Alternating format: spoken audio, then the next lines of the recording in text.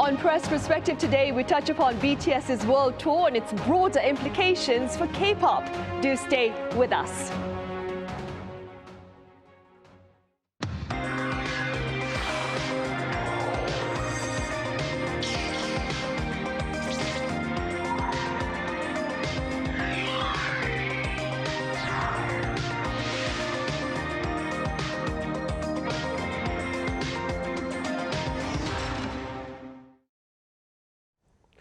Hello and welcome. You're watching Press Perspective for this Thursday here in Seoul. I'm Min Sun-hee. BTS kicks off its world tour here in South Korea in the city of Goyang tonight before heading to Tokyo for another spectacular show next week. For more on this, I have Bernie Cho, the head of the agency DFSB Kollective. Bernie, it's great to have you on. Always good to be back. Thank you. I also have international journalist Felix Lill, who is also the co-host of a German podcast called Asien-Copy-Paste. Felix, willkommen. Oh, vielen Dank. Kamsahamnida. Thanks very much. Nice. It's lovely to have you on. Right. Bernie, we start with you. BTS's world tour begins tonight, as I mentioned earlier, in the city of Goyang. Let's start with your thoughts on the significance of this particular tour for BTS as well as for K-pop. Well, we have to just state the very clear facts. BTS, before they went into the military, they were the biggest boy band in the world. Now that they're out of the military, they're going back on the road as arguably not just only the biggest boy band, the biggest band, but if any, I think in many ways, given the success of each and every one of those members as solo artists, they're coming back as a supergroup.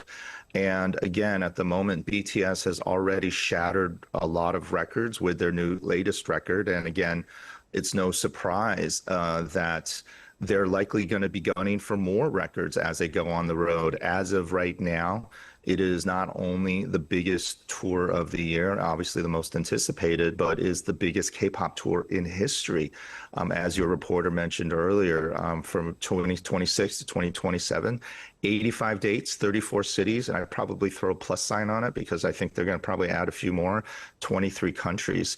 And the record that they're going to be going for, I think, and it's a very fresh record at that, is Taylor Swift.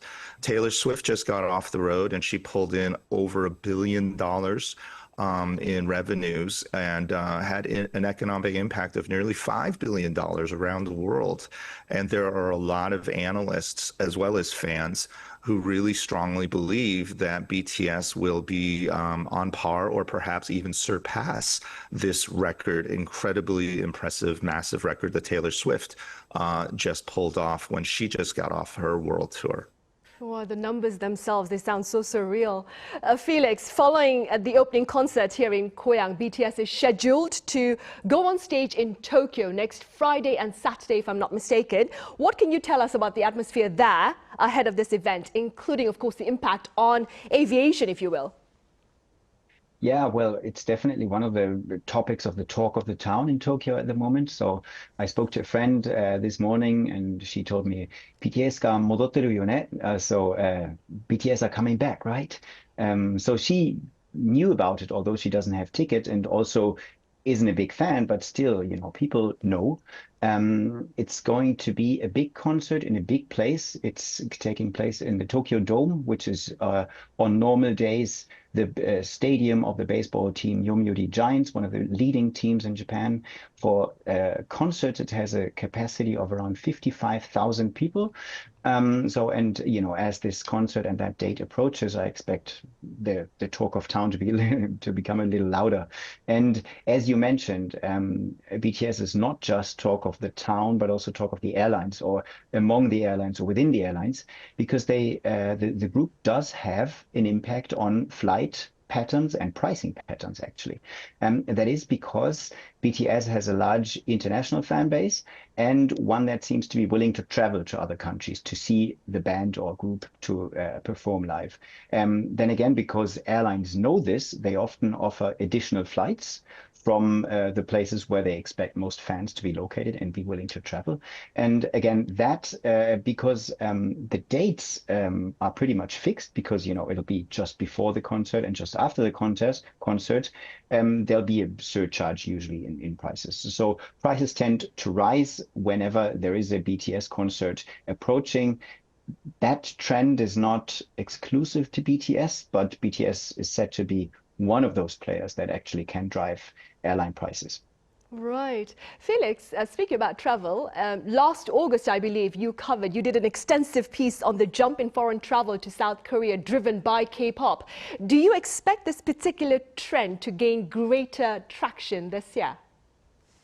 Yeah, good question. I mean, the trend has been quite strong already, right? So one question is how much stronger can it get?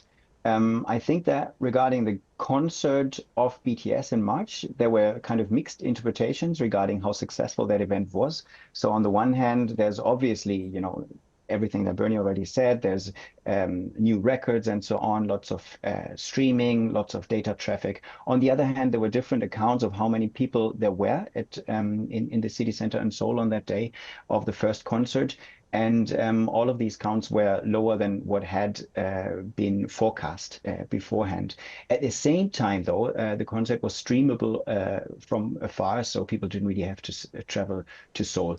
Something that I did observe last year was that it's more and more also older people who travel to Korea, and those would not be the typical demographic that go because of K-pop. Right?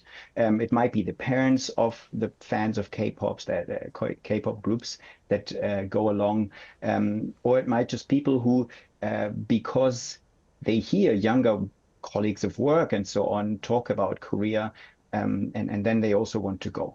And this is something that I've been seeing also when you see these international comparisons regarding soft power. Korea is really, rising over the years, and always K-pop is one thing that is mentioned as a reason. So, the longer the trend continues in terms of popularity of K-pop, I think the longer we can expect a travel trend towards Korea to continue. But I think also that there's potential for that to disentangle and maybe, there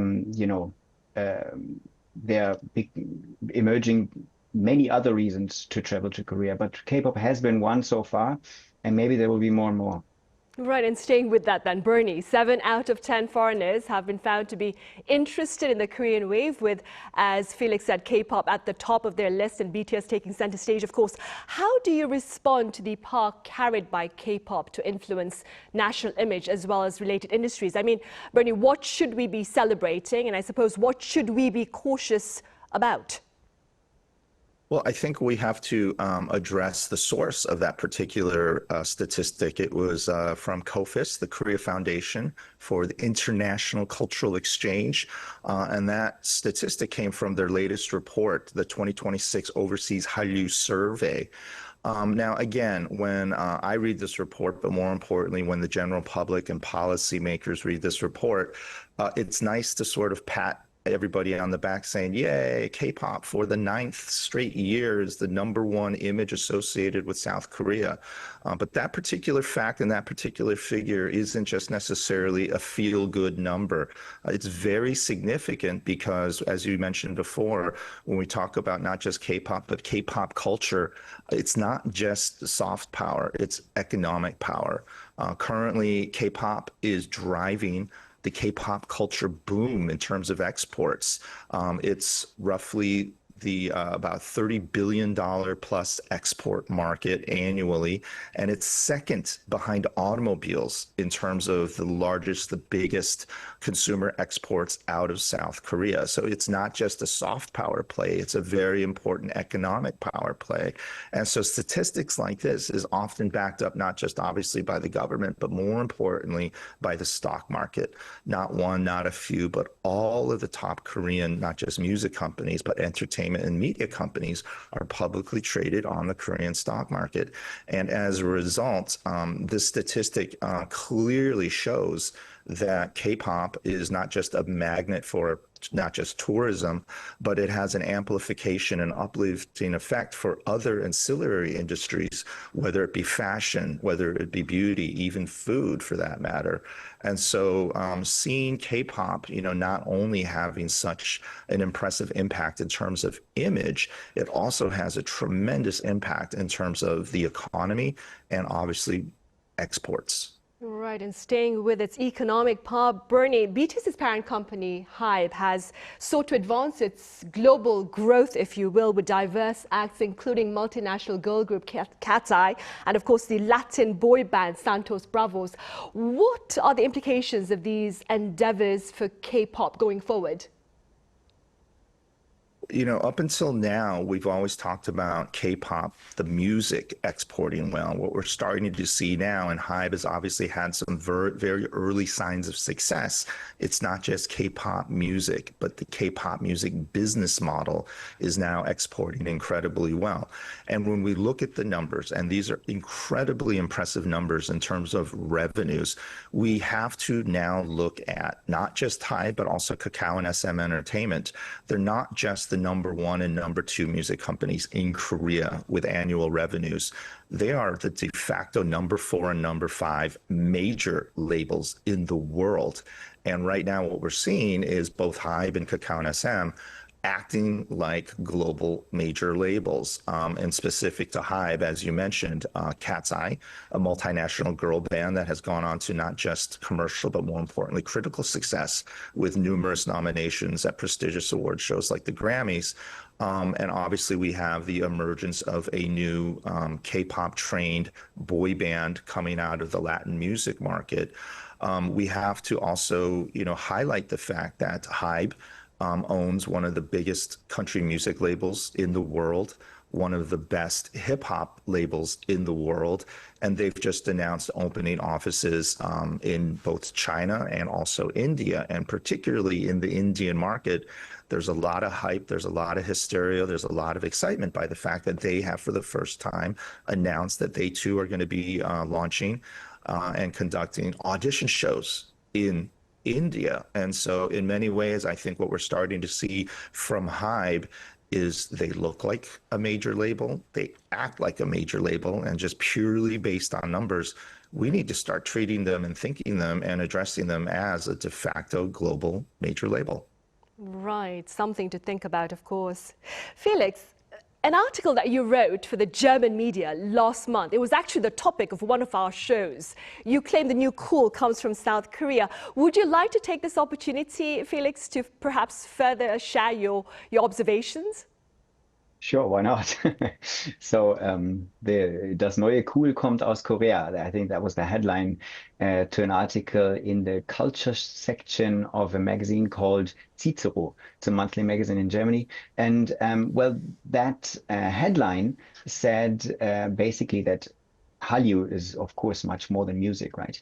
And it seems like there's a process of expanding the K-prefix, K-pop, K-drama, K-beauty, and so on, to more and more realms of society, and that process hasn't stopped yet. And for that story that you mentioned, for example, I met one Minhwa painter, and so Minhwa is, of course, a traditional way of painting with recurring patterns. And that has become very popular among young people recently. And the background to that is that the movie K-pop Demon Hunters was super popular. And in it, you see some figures that you actually know from the Minhwa culture. And the painter that I interviewed told me that ever since that movie came out, she's been giving talks here and there, internationally, and people really know so much about it, whereas in the past people wouldn't. So there's clearly a K-pop Demon Hunter effect, which is, of course, a K-pop, K-culture Hallyu effect. And there's actually more examples where you can see that the K prefix is expanding. For example, on the art market, I mean like, sculptures, paintings, and so on. Obviously, that is a market that you can't really grasp analytically so well because there's a lot of arbitrariness, hearsay, public image, reputation, and so on. And lots of soft factors that really seem to drive the market. And all these soft factors seem to be benefiting artists from Korea at the moment. For example, last November, auctioneer Christie's in New York sold a painting by Kim Wang-ki for about $10.5 million US. Now we know that this is a painter that had been selling or whose paintings had been sold for a lot of money beforehand. But for this to continue, quite a popularity around maybe more than just that person is necessary, because this is obviously an extraordinary amount of money. And then, of course, you have other industries like K-beauty, K-drama, K-musics, and all of that indicates to me that the K-prefix currently seems to help sales. Right, for sure, the K-prefix. And if I may, for K-news, perhaps you should be watching Arirang TV. Bernie, beyond BTS, what are some other K-pop related news that you're keeping your eyes and ears on this year? Well, just purely based on time, I'm just going to focus on sort of three big topics, three big ideas, three big concepts that I'm looking forward to for 2026. One is comebacks. Obviously, when we talk about comebacks, it's going to be a particular artist or a particular boy band and girl band. For me, I'm looking at comebacks for particular music executives, and two that immediately come to mind are Minnie Jin, formerly of Adore, and she's got a new operation called Oak or OK, depending on how you read it or how you see it. And then Isuman, the SM of SN Entertainment, now has launched A2O Entertainment, and he too is about to launch new boy bands and girl bands. And so it'll be interesting to see how these two legends of K-pop are going to make a comeback in the industry and see what their impact and, more importantly, influence will be. The second C word that I want to focus on and have been sort of fascinated by as of late is the crossover of K-pop vis-a-vis through sports. We're starting to see K-pop stars not just on stage, but now on the sidelines of big events, whether it's F1, Formula One racing, to even the NFL Super Bowl, and now the NBA, the National Basketball Association. And so the crossover between K-pop and sports is something that I've been keeping notes on. And then last but not least is sort of new platforms, new venues. Right now, as you know, a lot of the current K-pop agencies feel less and less like management companies and agencies and more like travel agencies, given how much and how often emerging stars, big stars, the biggest stars are constantly on the road touring. It's going to be interesting to see the upcoming dates in Las Vegas for Lisa of Blackpink. She's the first K-pop artist booked to do a residency in Las Vegas. And if you're an artist, you got to hit iconic, legendary status to get residency. And already we have K-pop acts who've hit that milestone, hit that benchmark this quickly. And I think that based on the success of Lisa and hopefully other artists, we may see a new trend in K-pop artists, not just only touring around the world, but looking at residencies as another way to reach out to their fans. Instead of going to them, have the fans come to them at a place such as Las Vegas. So those are the three big trends that I'm currently excited about for 2026. Right, good to know, good to know. Felix, I wonder, is there another Korean wave related story that you're planning to cover soon? Oh, of course. There are various things I'm thinking about still how to do it, and it's basically those K-prefix topics that might turn out to be controversial.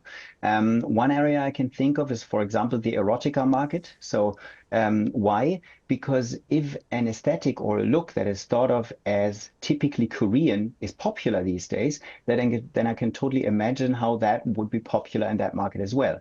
Then again, Korea has quite strict regulations in this area. So perhaps this economic activity might not really be taking place in Korea, but abroad, made by Koreans abroad and so on, maybe. And then some might make money with it and others might have a problem with it. And of course, that journalistically is quite interesting. Another field is military or defense. I've heard government officials talk of K-defense in a push to export weaponry from Korea to other countries. And again, not everybody will like this, and I know not everybody does like it, because so far the K-prefix, I think, has been associated with friendly messages mostly. And if K-defense is being exported, then at least there's some tension between friendly messages and weaponry. And so these are two topics, at least, that I'm trying to have a closer look at right now. I see, and hopefully once those stories are out there, you'll join us again for another talk on K-defense as well, and your next K-entertainment story then. Right, Felix, I'm afraid that's all the time we have. Felix, thank you very much for your time and your thoughts. Thank you very much for having me. And Bernie, as always, thank you very much for your insights. Always good to be back. Thank you so much. Right, and that brings us to the end of this edition of Press Perspective. As always, thank you for watching, and do join us again same time tomorrow.